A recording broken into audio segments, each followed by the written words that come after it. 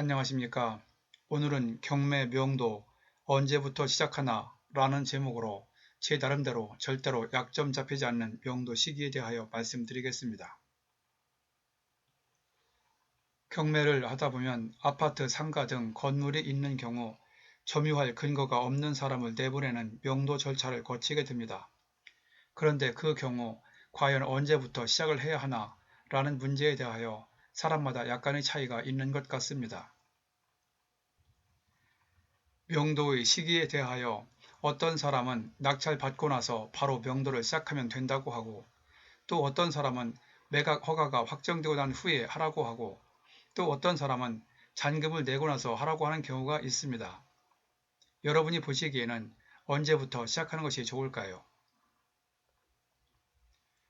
저는 낙찰받은 후 매각 허가가 확정될 때까지는 그 사건의 명도에 대하여는 잠시 손을 떼고 있다가 일단 매각 허가가 확정되면 그때부터 바로 잔금을 내고 명도를 시작합니다. 경매 절차상 입찰 보증금 10%를 내고 낙찰이 되면 7일 내로 매각에 대하여 허브 결정을 하고, 이에 대하여 항고가 없으면 다시 7일 후에 매각 허가가 확정됩니다. 그렇게 되면 낙찰 후 2주일, 즉 14일 내로 매각 허가가 확정되는 것이고, 다시 그때로부터 통상 30일 내, 실무상으로는 25일 전후에 대금 납부 기한이 정해지며, 그 안에 잔금이 준비되는 대로 입찰 보증금을 뺀 나머지 90% 잔금을 내면 됩니다. 만약 잔금을 대금 납부 기한 마지막 날에 내게 되면 통상 낙찰을 받은 날로부터 최장 44일 내로 잔금을 내게 됩니다. 그런데 이 과정에서 저는 명도를 빨리 끝내기도 하고, 그리고 채무자, 세입자 등에게 약점을 잡히지 않으려고 대금 납부 기한까지 기다리지 않고 낙찰을 받은 후 14일 만에 매각 허가가 확정되면 확정되는 바로 그날, 또는 대금 납부 기한 통지서를 받자마자 잔금을 내면서 동시에 인도 명령을 신청하고, 결정문이 송달되면 그때부터 내용 증명을 보내면서 본격적으로 명도를 시작합니다.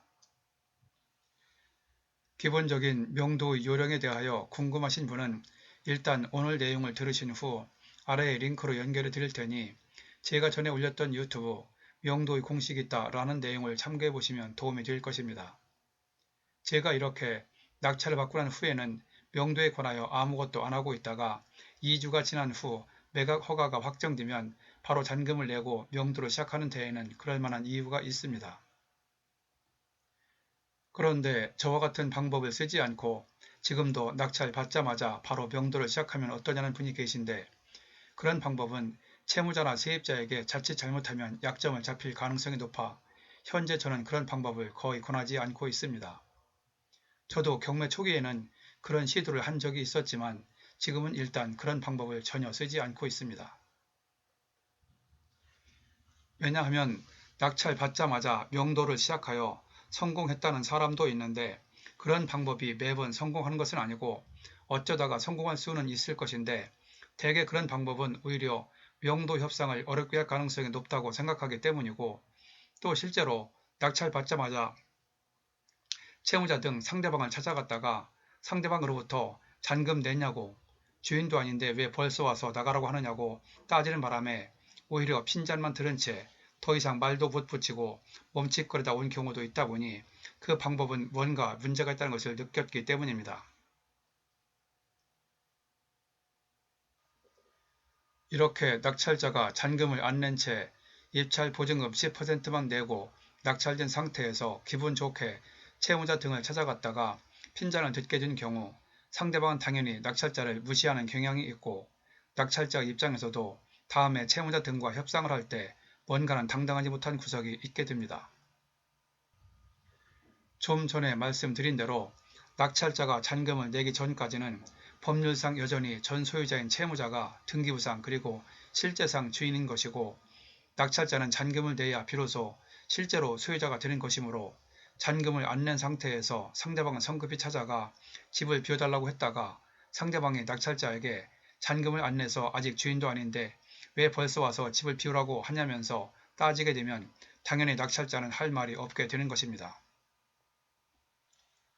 또한 낙찰자가 잔금을 낼 때까지는 채무자가 경매를 취하시킬 수 있으므로 낙찰자가 잔금을 내지 않고 상대방을 찾아간 경우 상대방으로부터 경매를 취하시키려고 하는데 왜 벌써 와서 집을 비우라고 하냐며 따지게 되면 마찬가지로 낙찰자는 할 말을 잃게 됩니다.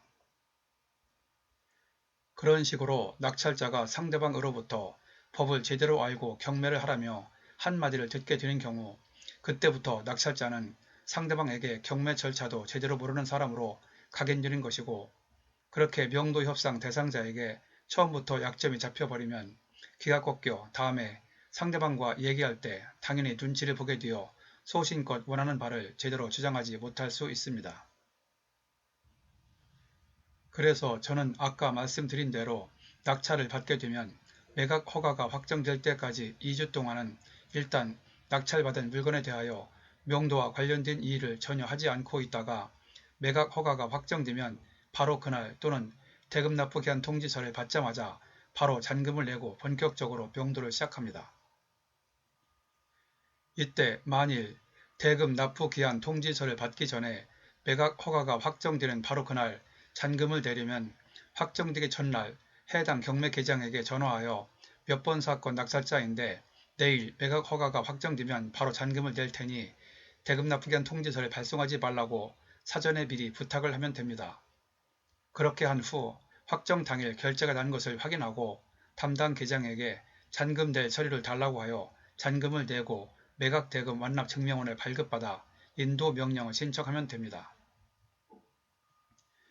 전에도 말씀드렸지만 명도는 심리전이라고 했고 이러한 심리전에서 이기기 위해서는 낙찰자가 어떠한 약점도 없어야 당당하게 원하는 대로 명도를 진행할 수 있습니다.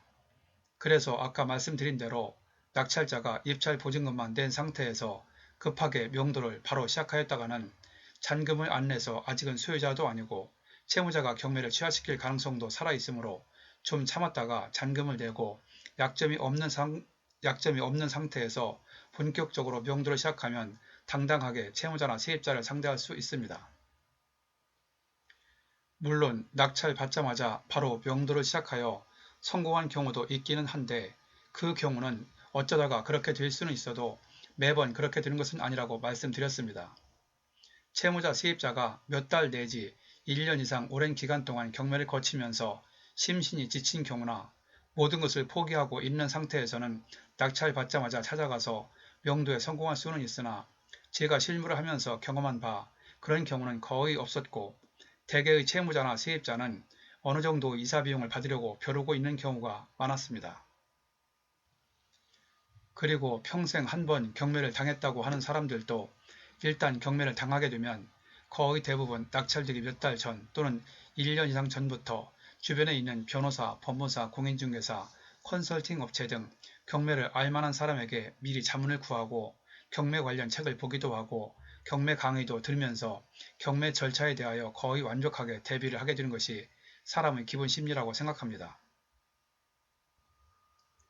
그렇다 보니 채무자나 세입자가 경매를 처음 당해서 잘 모른다고 하면서도 경매 절차가 어떻게 되고 이사 비용을 얼마나 받을지 그리고 어느 정도 배당을 받을지 대략 알고 있는 경우가 많고 심지어 입찰 당일날 법원에 와서 낙찰자의 얼굴을 보고 가는 경우도 있고 매각 당일에 법원에 오지는 않더라도 경매사건 조회를 통하여 얼마에 낙찰되었는지 잔금은 언제 냈는지 등을 다 알고 있는 경우가 많았습니다.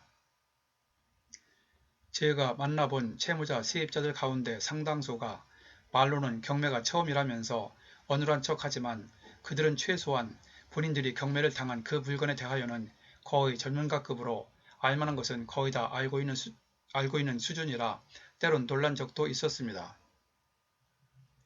제가 명도를 하면서 만났던 사람 중에 저보다 경험이 훨씬 많은 부동산 투자 회사 대표도 있었고 토지 경매만 명도 당시 18년 경력으로 저보다 경매 경력이 한참 많은 사람도 만났었지만 원칙 앞에서는 그들도 제가 원했던 대로 명도에 응했습니다.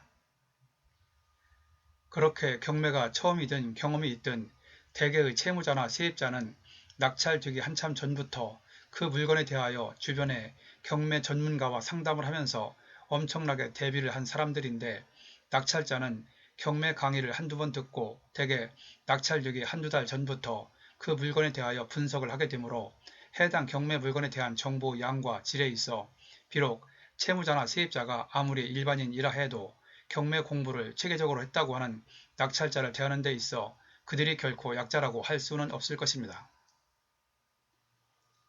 그래서 낙찰 후 명도를 바로 시작하여 혹시 처음부터 상대방에게 약점이 잡히게 되면 낙찰자가 심리적으로 약해지기 마련이므로 낙찰 후 바로 명도를 시작하는 것보다 잔금을 댄 후 실질적 소유자로서 약점이 없는 상태로 만들어 놓고 당당하게 본격적으로 명도를 시작하는 게 좋다고 말씀을 드리는 것입니다.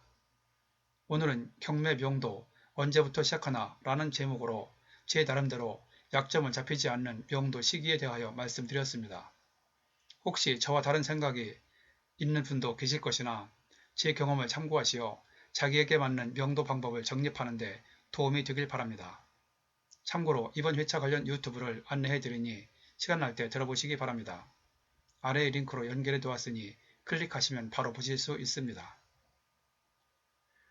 전에 올렸던 10회차 유튜브 법원 경매 명도의 공식이 있다.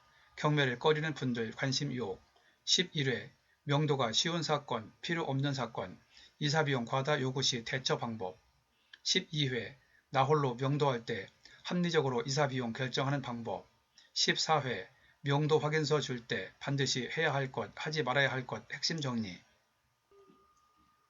그리고 58회차 유튜브 명도 협상 완 결정권자와 1대1로 하라 협상 시 대화 창구 일원화의 중요성 신속한 협상 요령 정리 59회 명도 협상 2 상대방에게서 먼저 연락이 오게 하라 효율적인 명도 협상 요령 정리를 참고해 보시면 혼자서 명도를 하시는데 어느 정도 도움이 될 것이라고 생각합니다. 또한 제가 만든 유튜브는 1회부터 40회차까지만 듣고도 혼자서 웬만한 경매는 실전으로 지금 즉시 하실 수 있도록 핵심 요령 위주로 설명되어 있으니 참고하시기 바랍니다. 본 내용이 여러분에게 도움되었다고 생각되시면 아래에 있는 좋아요와 구독 버튼을 눌러주세요. 좀 더 알찬 내용을 만드는 데 큰 힘이 됩니다. 참고로 구독은 무료입니다. 감사합니다. 그럼 다음에 또 뵙죠.